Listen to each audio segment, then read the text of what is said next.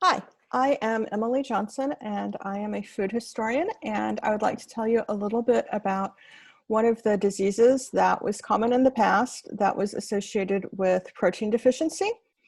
And luckily we don't have a lot of this today because almost everybody in the United States gets plenty of protein and doesn't really have to worry about it. Weightlifters and bodybuilders and their protein shakes notwithstanding. So the disease caused by protein deficiency was called pellagra. And for a long time, people did not know what caused it because it was mainly a disease that affected the poor. If you could afford to eat meat, you didn't get pellagra because you had enough protein in your diet to avoid this deficiency. Really, the only people who developed it were people who were so poor that they were eating almost nothing but corn. Now, corn, visual aid, this beautiful ear of Indian corn. Corn is a very good source of nutrition, and it was extremely cheap in the 18th and 19th century and into the 20th century. In the American South, it was the cheapest food you could get. And people who were incredibly poor ate absolutely the very cheapest thing they could get their hands on. And that also tended to be what people fed their slaves. And since slaves were not paid, they couldn't buy their own food. Some slave owners let their slaves use their spare time to garden or hunt to supplement their diet. But after slavery ended, there were a lot of former slaves who were incredibly poor. And there were some poor white farmers who were so poor that their diets were deficient in nutrients because they were eating almost nothing but corn. They used to describe the diet of poor people in the South as the three M's, meat, meal, and molasses. Now, if they're eating meat, they shouldn't have a protein deficiency, right? Seems very simple. But it was not that simple because what they called meat was really salt pork, which is the fat from the belly of a pig that's been salted to make it last. It's basically the white fatty part of bacon. And this is not meat. This does not give you protein. This is just fat. And so even though they said they were eating meat and they described their diet as containing meat, they weren't really eating meat. They were eating salt pork. And meal was cornmeal, which was just ground up corn and was one of the cheapest things you could get to eat.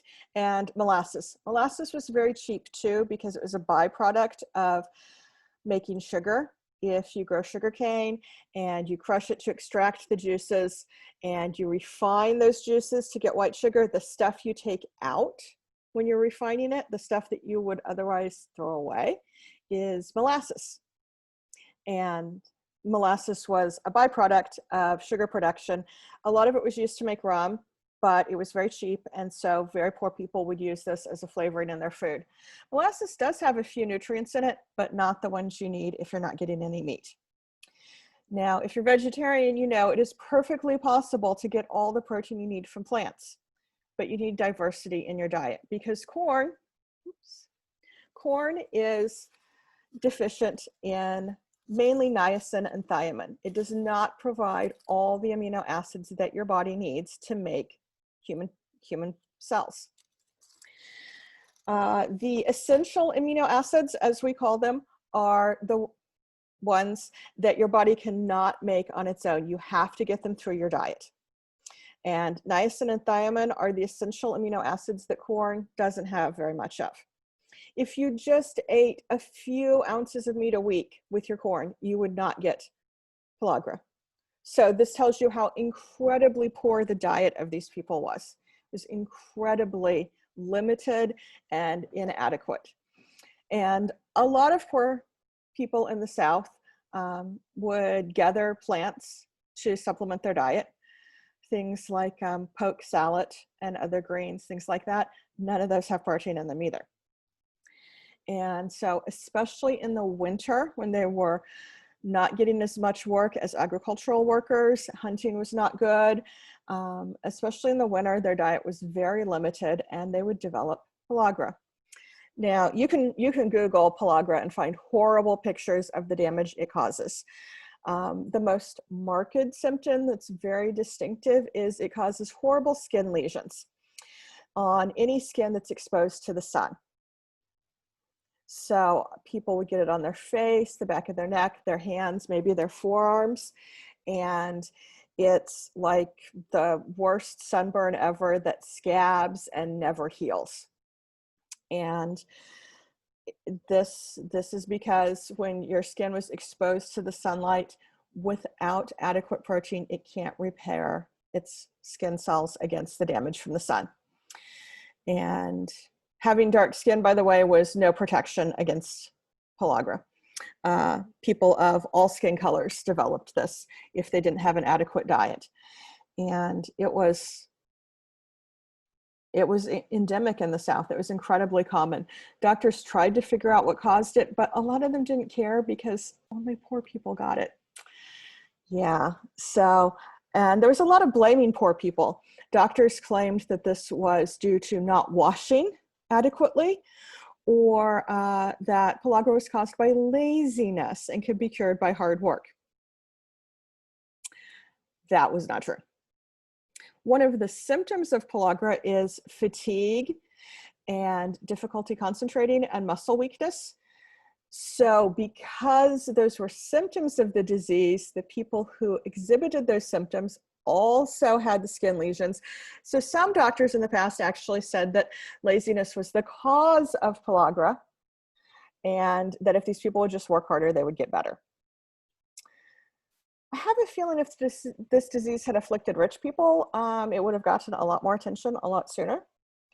But one of the ways around pellagra is to, well, you could just eat meat, or you could eat things that make a complete protein. Like if you were to eat beans with your corn, that would be a complete protein and you would not have protein deficiencies. But these people didn't know that, and they couldn't afford that. And Native Americans had relied heavily on corn. For example, the Aztecs, that was the biggest part of the diet for poor people in the Aztec Empire, but they didn't develop pellagra because they had figured out a way around it. If you treat the corn properly and prepare it properly, you can free up some of the niacin and thiamine that's in the corn, make it easier to digest, and then you can eat nothing but corn and not develop a protein deficiency. Yeah, not medical advice, not suggesting you eat nothing but corn, just saying that in the past one could do that. So the way to prepare the corn properly is called nixtamalization. Yeah, spelling test.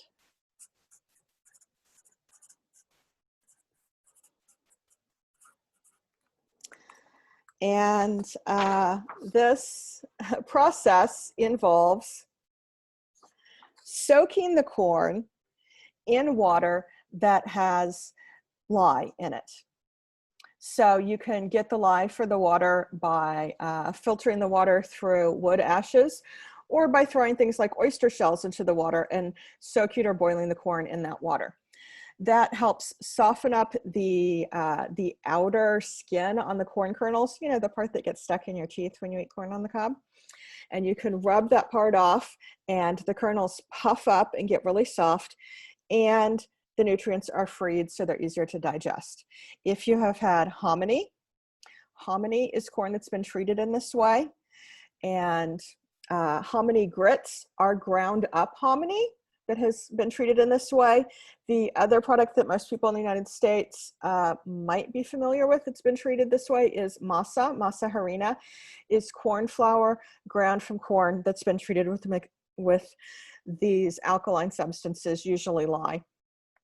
This also softens up the flour, makes it easier to work with the corn flour. So this is, if you eat corn tamales, you've had this stuff. And you should all go try hominy. It's really good. Have it with butter and salt and pepper, or with a little bit of bacon. You should all try that. But the canned stuff is not really as good as the real thing. But if you treat the corn this way, then you have access to all the nutrients in the corn. They can be fully digested, and you're not going to develop pellagra, even if you eat nothing but corn. So somehow along the way, knowledge of how to prepare corn in this way did not pass to other cultures, European cultures, when they started eating corn. They wanted to take corn and force it to be as much like the foods that they were familiar with as possible. So they wanted to take corn and make it into bread, like they had known in Europe. They wanted to take corn and treat it like something it wasn't. So they tried to prepare things like corn bread and corn pancakes and things like that, that you could still do that with corn that had been treated with lye. But somehow they didn't want to eat corn the way Indians ate corn, the way Native Americans ate corn. I'm going to have to do a video about why I, as a Cherokee woman who is a historian, prefers the term Indian to Native American, but that's another video. So somehow they lost the knowledge of how to prepare the corn to make it as nutritious and easy to digest as possible, because they didn't want to copy the Native Americans. They would borrow the plant corn because it grew well in the Americas, but they would not borrow the whole culture and the knowledge that went with it. And so this leads in the 18th and 19th centuries to thousands of people suffering from pellagra. Pellagra not only causes fatigue and muscle weakness and difficulty concentrating and mental confusion and these horrible skin lesions, it also causes permanent mental retardation in children. And if the children did not get the right nutrients and they had pellagra for years, they were not going to recover, even if they got a better diet later when they were older. Eventually, doctors looked at what people actually ate instead of asking them what they ate, and realized that this is a nutrient deficiency disease. It is not the fault of the poor people. They are not lazy. They are not stupid. That's not what's causing the pellagra. They're not failing to wash their hands and faces. That's not what causes it either. And it seems remarkable to think that people blamed the sufferers of the disease to this extent. The disease also was common in hospitals for the poor, mental institutions, and prisons, where the people living there were given very poor diets. And for example, in one hospital, the menu of what the patients were fed looked great, but it turned out that the doctors and nurses and staff got to eat first, and the patients got the leftovers.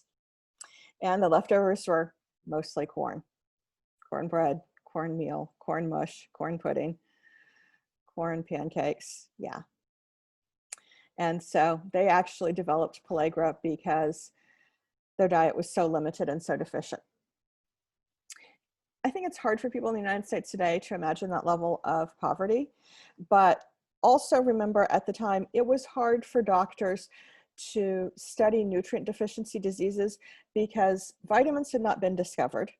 Proteins were only partially understood. They didn't have microscopes and things like that that could show them what a protein looked like or could help them isolate chemically vitamins. And really, sadly, because it was a disease associated with poor people, it did not get as much attention as other diseases. Lots of doctors studied gout, which was associated with rich people because a very rich diet with lots of wine and meat can bring on an attack of gout.